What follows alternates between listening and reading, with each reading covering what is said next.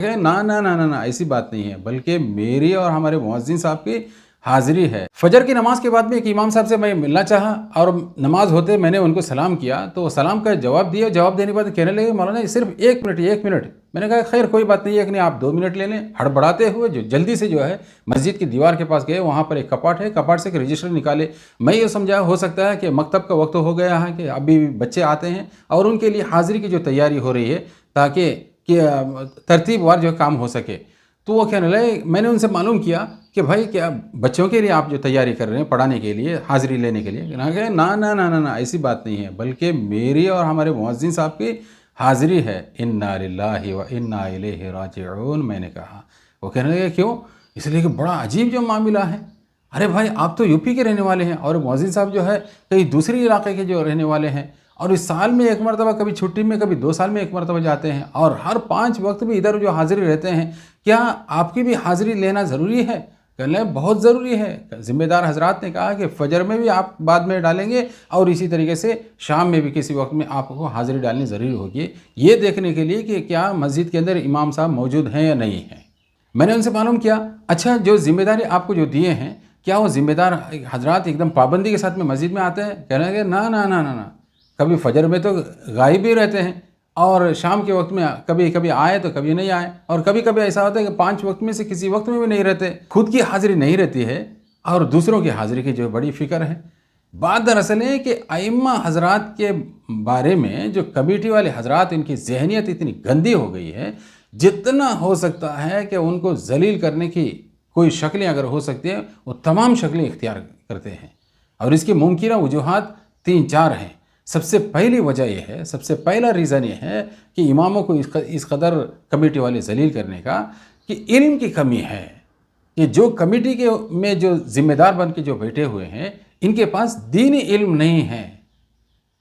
لہٰذا وہ کیا سمجھتے ہیں کہ ایک جیسے انتظامی ادارہ ہے، باہر ہم جا کے آفسوں کے اندر یا جو ہے لے آؤٹ کے اندر جہاں پر جو کام کرتے ہیں، وہاں پر نوکروں کے ساتھ میں جو برتاؤ ہوتا ہے، یہی برتاؤ ان کے ساتھ میں بھی کرتے ہیں، امام مؤذنین کے ساتھ میں۔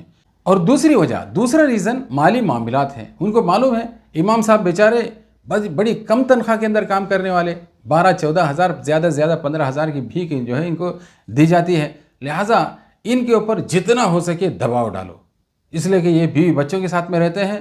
ان کے اوپر اگر پریشر ڈالیں گے اور انہوں نے کچھ ہاں ہوں کچھ کہہ دیا تو ہم فوراً بولتے ہیں کہ بھئی آپ اپنا تھیلی لے رہو اور یہاں سے نکل جاؤ۔ اس لیے پیچھے گھوم کے دیکھتے ہیں کہ بیچارے جو حیران و پریشان بیوی بچے ہیں، لہٰذا ان کے خاطر صبر کر کے جو بیٹھ جاتے ہیں۔ تیسری وجہ اختیارات کی لڑائی ہے، یعنی وہ یہ چاہتے ہیں امام صاحب صرف 4 دیواری کے اندر 5 وقت کی نماز ہے، جمعہ کا جو خطبہ ہے اور عیدین کی نماز ہے، اس تک ہی محدود رہیں، اس کے علاوہ مسجد کے کسی قسم کی کوئی ذمہ داری ان کو نہ ہو۔ ان کو ایک قسم کا ڈر ہے اور خوف ہے، اگر اختیارات ان کو اگر دے دیا جائے، کہیں ایسا نہ ہو کہ ہماری چودراہٹ اور ہماری کرسی کہیں چھین نہ جائے۔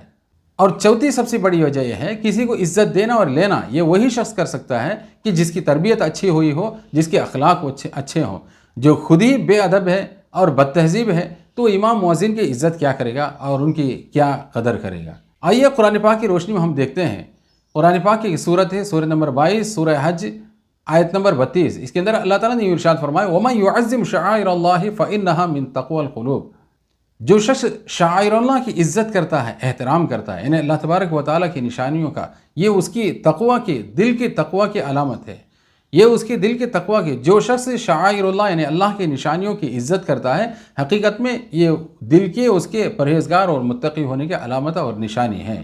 لہٰذا مسجد بھی شعائر اللہ ہے، اللہ کی نشانیوں میں سے ایک نشانی ہے، تو لہٰذا مسجد کے اندر جو خدمت کرنے والے جو حضرات امام مؤذن، یہ بھی شعائر اللہ میں سے ہے، ان کی عزت کرنا ضروری ہے۔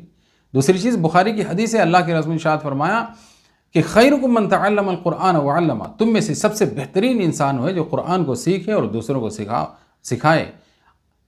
تم میں سب سے بہترین انسان وہ ہے جو قرآن کو سیکھے اور دوسروں کو سکھائے۔ بتاؤ ائمہ حضرات جو مسجدوں کے اندر جو کام کرنے والے ہیں، کہ ہمارے اور آپ کے بچوں کو قرآن کی تعلیم نہیں دیتے، احادیث مبارکہ کی تعلیم نہیں دیتے، ان کی اخلاق اور تربیت ان کی کرنے کی کوشش نہیں کرتے، یہ تمام ذمہ داری اپنے سر کے اوپر لیتے ہیں، اس کے باوجود ان کے ساتھ میں یہ بدسلوکی بڑی محرومی کی جو بات ہے۔ لہٰذا برائے مہربانی ائمہ اور مؤذنین کے ساتھ میں اس طریقے کے بدسلوکی کا جو معاملہ نہ کرے. ان کی بھی اپنی ضمیر ہے، ان کی بھی اپنی عزت ہے، وہ بھی ہم جیسے انسان ہیں، وہ بھی معاشرے کے اندر خوشی کے ساتھ میں جینا چاہتے ہیں. تو لہٰذا ان سے متعلق جو حقوق ہیں اس کو تلف نہ کریں، اس کو ان کے حق کو نہ ماریں، ان کی عزت کریں اور ان کا کیا حق بنتا ہے اس حق کو ادا کرنے کی کوشش کریں.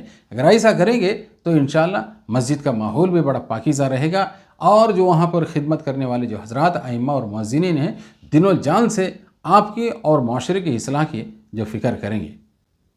دعا فرمائیں اللہ تبارک و تعالی ہمیں اور آپ کو ان ائمہ کی اور مؤذنین کی خوب قدر کرنے کی، عزت کرنے کی، ان کی خدمت کرنے کی توفیق عنایت فرمائیں. آمین یا رب العالمین.